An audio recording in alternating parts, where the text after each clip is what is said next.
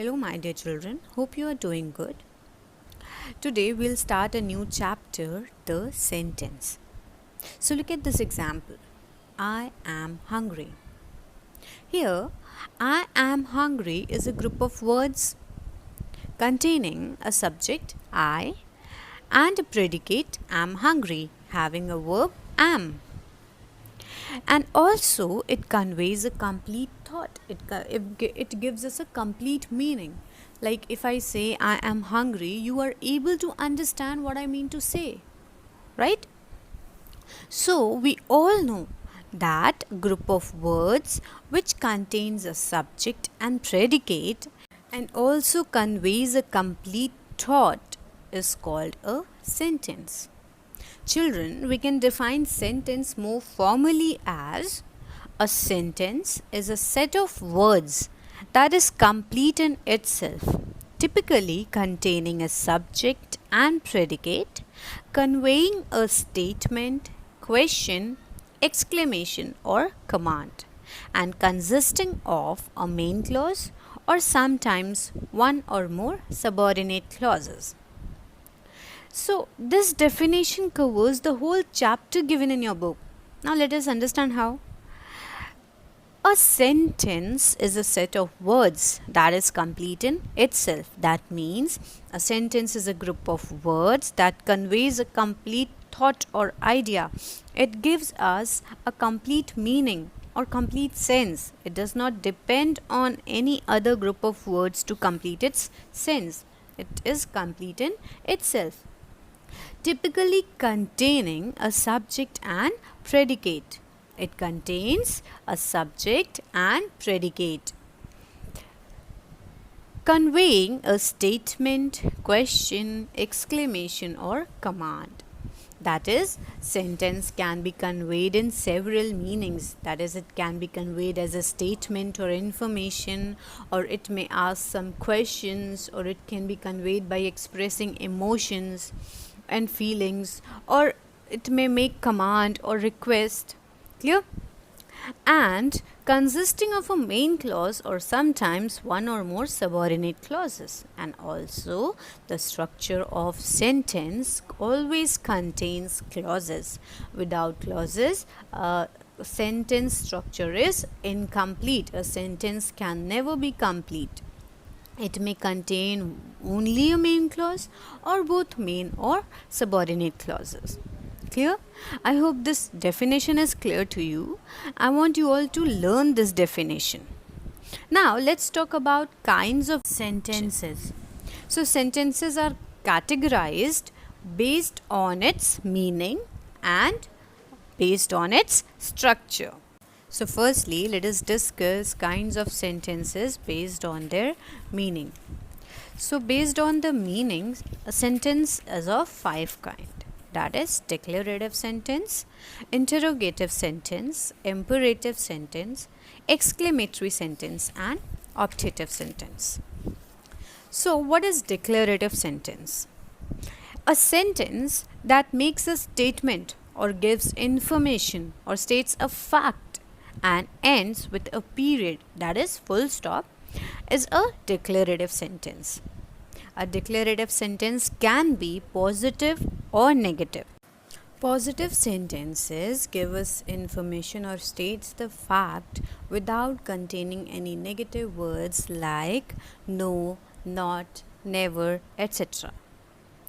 And negative sentence always contains words like no, not, never, etc. Now let us see some example for declarative sentence. He is a wise man. Here I am stating a fact that he is a wise man. I am giving you the information. I am making a statement that he is a wise man. So it is a declarative sentence. Now see the next example. He is not a foolish man. Here also I am stating a fact, or I am giving you the information that he is not a foolish man. So you can see that both the sentences are giving information or are stating a fact, but He is a wise man is a positive sentence as it does not contain negative words like no, not, never, etc. And he is not a foolish man is a negative sentence containing the negative word not. Now, let us know about interrogative sentence. An interrogative sentence asks a question and it ends with a question mark. Some of the question words that are used in interrogative sentences to ask questions are what, where, who, whom, why, is, are, has, have, do, does, did, etc. For example, what are you reading? Or do you know who is she? Children, remember while writing any kind of sentence, punctuation mark is very necessary. It is very important to put punctuation mark while writing sentences. So, here in example, what are you reading? The sentence is starting with a question word what and is ending with a question mark. Now let us know about imperative sentence. A sentence that expresses a command or request and ends with an exclamation mark or a period is known as imperative sentence. So when we order someone or when we plead someone, we use imperative sentence. For example, if I say, please lend me some money, I am requesting you to please lend me, please give me some money. Or when I say switch off the lights when you get out of the room, here I am ordering you to switch off the lights. Children, remember in imperative sentences, sometimes the subject of the sentence is left out.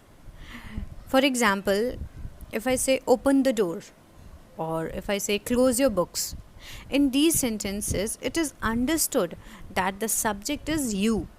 When I say open the door, I mean to say you open the door. Or while saying close your books, what I mean is you close your books. Clear? Sometimes when we force any order or command or request, their exclamation mark is used. For example, wait. Right? Wait for me. Now, what are exclamatory sentences? An exclamatory sentence expresses emotion or feeling. Emotions such as happiness, pain, grief, shock, or surprise. And also it ends with an exclamation mark. For example, what a beautiful rainbow. It expresses our happiness, it expresses satisfaction. Or what a melodious song, right? So we are expressing our emotion in these sentences. Now the next one is optative sentence. An optative sentence expresses a wish or a blessing, and it also ends with exclamation mark or a period. So when we wish for something or when we bless someone, the sentences we use are known as optative sentence. For example, I wish I could fly. This is an optative sentence as I am wishing here. May you live long. I am blessing someone. So this is an optative sentence. Mostly in optative sentence, I wish or may is used. So clear? Now let us know about the kinds of sentences based on structure. So based on structure, there are 4 kinds of sentences, and they are simple sentence, compound sentence, complex sentence, and compound complex sentence. So look at this example. I ate an apple. In this sentence, I ate an apple is a group of words having a subject I and a predicate ate an apple having a finite verb ate. So we know that group of words that have subject and a verb and make some sense is known as a clause. So I ate an apple is a clause and it makes a complete sense and can stand alone on its own to make a complete sense. Therefore, this clause I ate an apple is an independent clause. So, when you have one independent clause in a sentence, then it is called a simple sentence. Therefore, a simple sentence contains one independent clause, one subject and predicate, one finite verb, and it expresses a single idea. Now, what are compound sentences? Look at these two sentences. I don't like apples. I eat them. Here, I is the subject and don't like apples is the predicate with finite verb like. And in the next sentence, I eat them, I is the subject with predicate eat them having finite verb eat. So here, I don't like apples makes complete sense and can stand alone. So it is an independent clause. And in the other sentence also, I eat them also makes a complete sense and can stand alone. So it is a independent clause. Now, when we join these two independent clauses with a coordinating conjunction, for example, if I join these two sentences with coordinating conjunction, but I don't like apples, but I eat them, we get a compound sentence. Clear? So therefore we can say that a compound sentence is made up of two or more independent clauses or main clauses which are joined together with coordinating conjunctions. Coordinating conjunctions are for, and, nor, but, or, yet. Clear? Now, what are complex sentences? Now, look at the example given here. I eat apples because they are good for health. Now, if we divide this sentence in two parts, like I eat apples, one part, because they are good for health, the another part. Here, in the first part, we see that I eat apples has a subject and a predicate having finite verb, which makes complete sense and can stand alone. So, we can say that this sentence is a main clause or independent clause. On the other hand, we see the next part of the sentence, because they are good for health, they is the subject and are good for health is a predicate having a finite verb are. But it does not complete sense and cannot stand alone on its own. It is a subordinate clause starting with subordinate conjunction because. Now, if I say because they are good for health, are you able to understand what I mean to say? No, because it is not making a complete sense. So, we know that subordinating clauses begins with subordinating conjunction. So, sentence which has a main clause and one or more subordinating clause joined by subordinating conjunction is called a complex sentence. Clear? Now, let us know about compound complex sentence. Children, you already know that compound sentence has two or more main clauses and is joined by a coordinating conjunction, and complex sentence has a main clause and one or more subordinating clause joined by subordinating conjunctions, right? Now, if we find both kinds of sentences together in one sentence, that is, if we find two or more main clauses joined by coordinating conjunction plus one or more subordinating clauses joined by subordinating conjunction, then we call it a compound complex sentence.